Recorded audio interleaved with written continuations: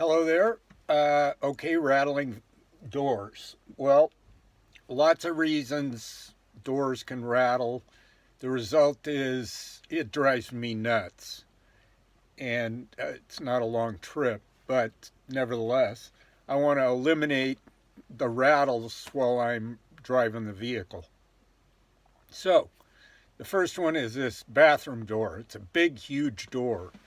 Well, let's take a look at it. From top to bottom, I'd call it about 5.5 feet. And it's being held closed by this little catch here.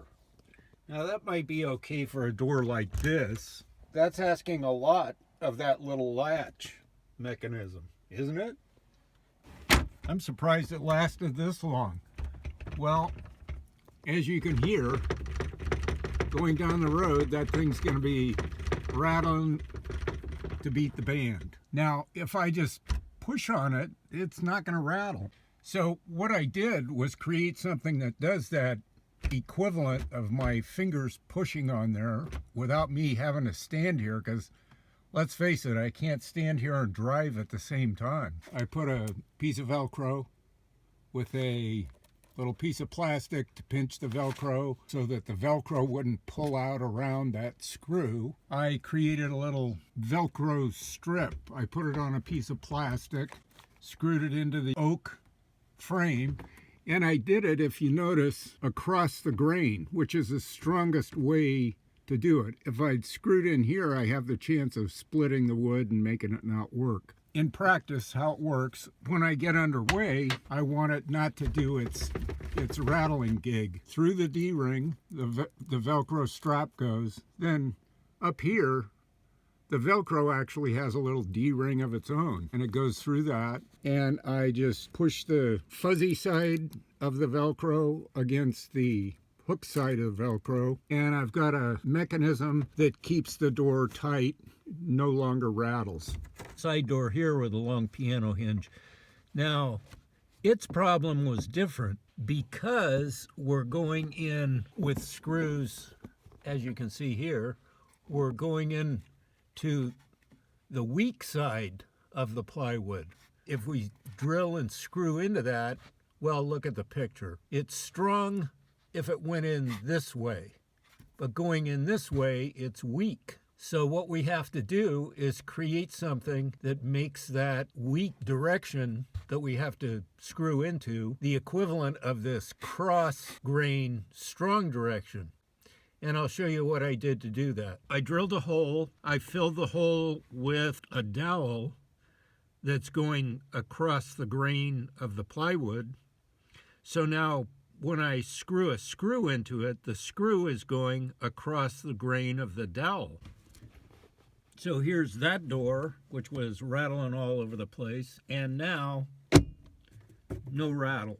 It's solid as a rock, doesn't rattle. We kind of see that going on a lot today, where people are just guessing about things, throwing up some possible scenarios that'll solve a problem, and it's really not an effective, efficient way of doing things. Better to sit down, observe things, see what's happening, what's going on. Then once we know what's going on, what should be happening that isn't happening, or what isn't happening that should be happening, that gives us a thread to follow and a way of solving the problem that we have. I use a little science, a little physics, a little understanding of the natural world around me and what it's doing. By understanding what's happening, I'm able to apply science, logic, reason, in a way that's going to effectively solve the problem that I have. Well, I hope this helps answer how to fix rattles with the doors in the road truck.